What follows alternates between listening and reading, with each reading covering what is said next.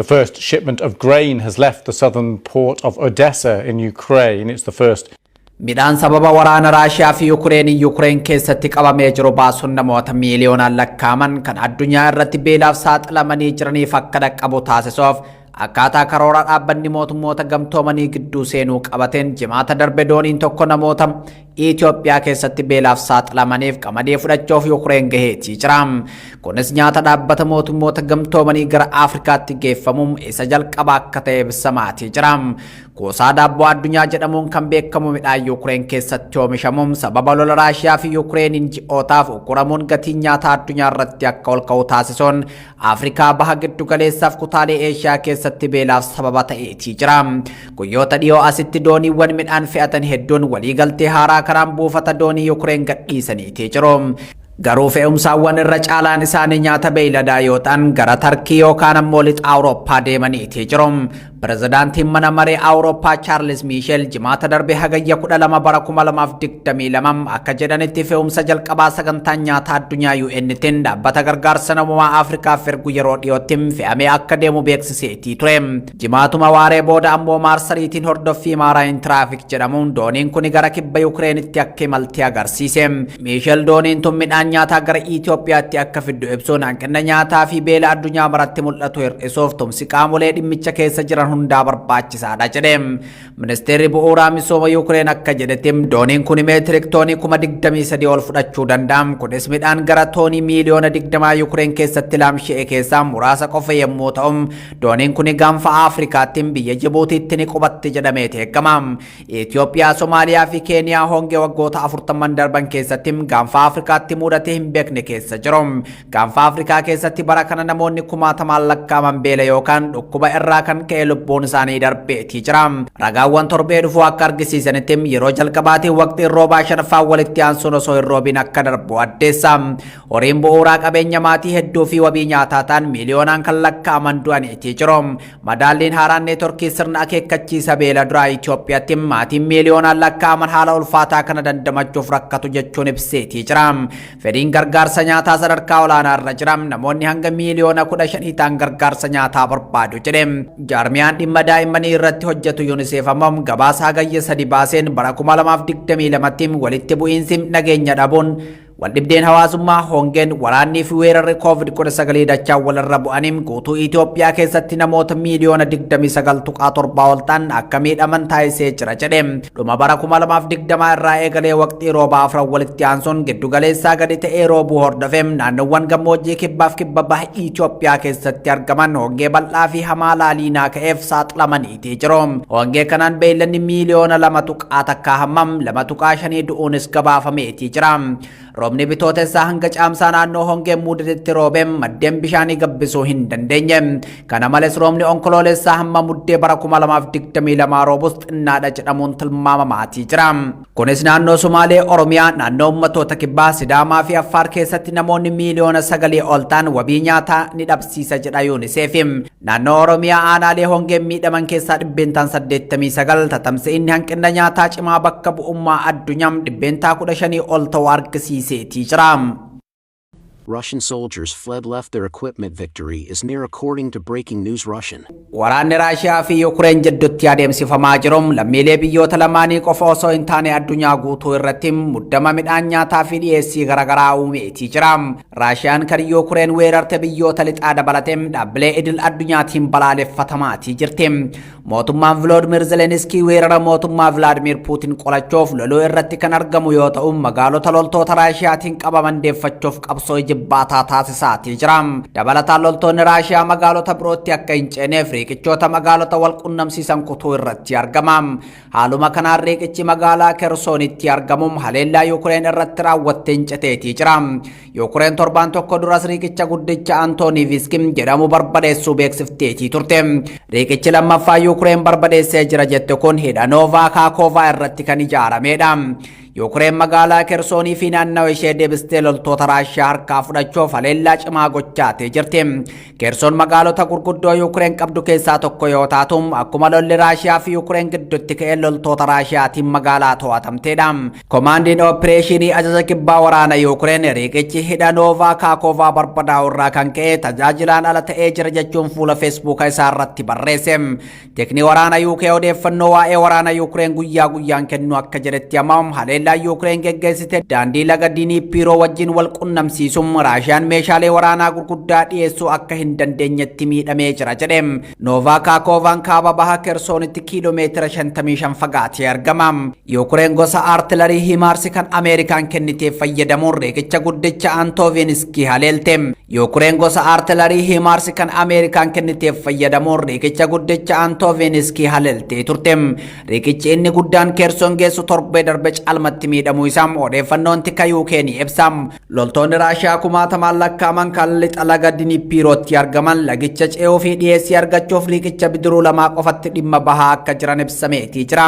Xiinxaltoonni akka jedhanitti loltoonni Raashiyaa laga gama jiran daangaa Raashiyaan qabatte biroo irraa carraan adda citanii loltoota Yukureeniin marfamuu isaanii guddaadha jedhu. Yukureen riqicha kana haleeluu irratti xiyyeeffachuun ishee loltoota Raashiyaa Kersoonii fi naannoo ishee jiran marsitee daangaa jalaa qabame deeffachuufis akka ta'e ibsamaatii jira. Yukureen haleellaa kanaan Kersoon deebistee to'achuu dandeenyaan bakkeewwan biroo Raashiyaadhaan to'ataman deebifachuuf hamilee guddaa uumaaf jedhamaatis jira. Kersoon waraanni osoo hin eegaliin dura lammiilee 290,090 ta'an keessa jiraataa kan turan yoo ta'u yeroo ammaa bulchiinsa Raashiyaan muddeen bulaatii jirti. Raashiyaan baha Yukureen qofa osoo hin taane kibba Kersoonii fi Zaaporiiziyaas to'annoo ishee jala galchuuf akka jirtu ji'a darbe beeksifteetii turte. Tajaajilli oduu Raashiyaa taas jedhamu aangawoota Kersoon wabeeffachuun akka gabaasetti Kersoon qaama Raashiyaa akka taatuuf aangawoonni riifirendamii geggeessuuf qophiitti jiru. Raashiyaan daangaa Yukureen humnaan qabattee of jala galchuuf jirti jechuun US balaaleffatteetii jirti. Daangaawwan Yukureen yeroodhaaf qabamanii jiranitti ministeera deebisanii ijaaruu Yukureen kan taate Iriina Vereshchuk daangaan Raashiyaan humnaan qabattee riifirendamiin itti geggeessitu hawaasa idil addunyaa biratti fudhatama akka hin qabaanne dubbatte.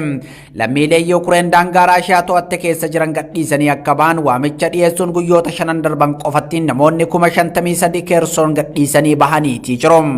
Lammiileen Itoophiyaa biyya Liibiyaa jiraatan hidhaa fi reebicha dabalatee dararaan adda addaa nurratti raawwatamaa jiraajani. Haalli isaan keessa jiran hammaachuu kan himan lammiileen kunneen rakkoo nurra gahaa jirtu furmaata dhabnee gaaga'ama guddaa keessa jirraa jechuun gargaarsa akka barbaadan himaniiti jiru. Dabalata qabna. Lammiilee kanneen gidduudha namoonni odeeffannoo Oromiyaa miidiyaa neetworkiif kennan akka himanitti dhalattoota Oromoo dabalatee lammiileen Itoophiyaa biroo hedduun manneen hidhaa biyya Liibiyaa magaalota adda addaatti hidhamanii jiru. Namoonni hidhamanii jiranis haalli qabiinsa manneen hidhaa itti hidhamanii ulfaataa ta'uu irraa kan ka'e hanga gaaga'ama lubbuutti dhaqqabaa jiraachuu dubbatu. Biyya Liibiyaa magaalaa Tiripoolii keessa waggaa tokko oliif turuu kan himu dhalataan Oromoo dhalootaan godina Baale maqaan isaa Jamaal Ahmad jedhamu yaadanuuf laate akka himutti lammiileen hedduun dallaaltotaan qabamanii maallaqa humnaa olii gaafatamuun yoo maallaqicha hin kafalle reebichaa fi dararaa hammaataaf saaxilamuu jira. Uummanni Oromoo hedduun asitti dararaa hedduu argaa jira. Kun tumamaa jira, kun ajjeefamaa jira, kun maallaqa gurguddaa gaafatanii haadholiin teenya akkanatti bu'aa jirti. Uummanni Oromoo addunyaa guutuurra jirta. Sagalee nuuf ta'atii, nuuf iyyaatii, nuuf birmadhaatii. Ijoollee Oromoo as keessa jiru. Silaa mootummaan dhagaan jiruuti. Uummanni Oromoo as keessaa nu baasaa isiniin jedha. Hedduu dararaa jira.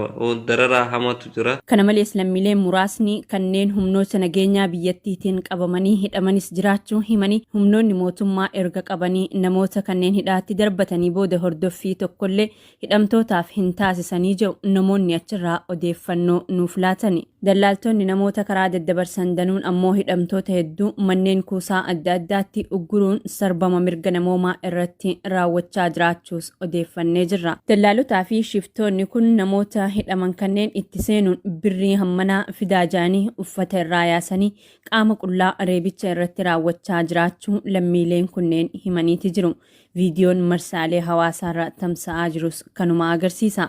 Kanneen mana hidhaa keessa hin jirrelleen sodaa shiftootaa fi saamtotaatiif magaalaa keessa socho'uun rakkisaa ta'u jiraataan Tiripoolii irraa dubbifne kun himeeti jira. Biyya Liibiyaa keessatti hidhaa fi reebicha akkasumas dararaa isaanirra gahaa jirtu dandamachuu dadhabanii kanneen dhibee xiinsammuutiif saaxilamanii haala yaaddessaa keessa jiranillee jiraachuu hima. Dhalataan Oromoo dubbifne kun dararaa biyyatti irra gahu baqataniillee asillee dhufanii dararaa kana keessatti dararamanii yoo xiqqaatee jedhe ijoollee Oromoo nama 4 nama kamaraatee miila kana nuyyuu dadhabnee ofirraa gadhiifnee katamaa keessa bakkuma arge ciisee bakkuma arge maatitti muufis birrii mallaqa guddaatti baasanii maatinnis yoo dhagaan achi maraatuu danda'anii callisneetuma akkanatti ta'aa jirraati akkuma gootan godhaati sagalee kana uummata Oromoo biraan nuuf gaa'oo dararaa hamaa keessa jirra. Dabalataan lola mootummaa biyyattii fi garee Bengaazii jedhamu gidduutti deemaa jiruun wal qabatee haalli jiru daranuu yaaddessaa ta'uutu himama. Dhiittaa fi sarbama mirga namoomaa irratti raawwatamaa jiru kana jalaa akka baanuuf uummanni Oromoo fi qaamni dhimmi ilaalu martu sagalee akka nuuf taatan jechuun dhaamsa dabarfatanii jiru.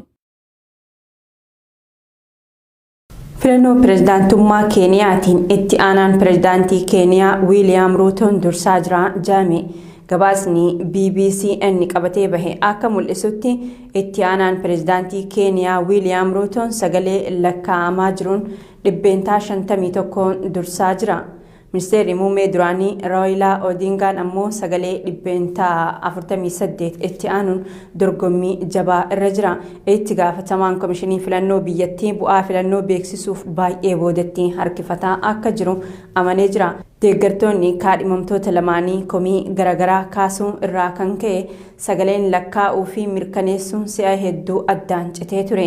Deeggartoonni Raayilaa Odingaa hojjettoonni komishinii filannoo sagalee waliin dhahaa jiru jechuun adeemsa sagalee filannoo lakkaa'uu fi mirkaneessuu danqanii turanii jedhame.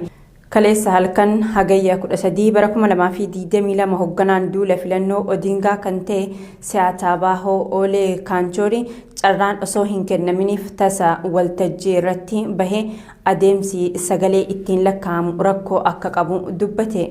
Giddugala sagaleen itti lakkaa'amu yookaan Boomaas of Keeniyaa kanatti yakkatu gaggeeffamaa jira. Kana lammiileen biyyattii akka baran barbaannaa jechuun dubbate. Giddugala sagaleen itti lakkaa'amu yookaan Boomaas of Keeniyaa kanatti yakkatu gaggeeffamaa jira. Kana lammiileen biyyattii akka baran nan barbaadaa jechuun dubbate.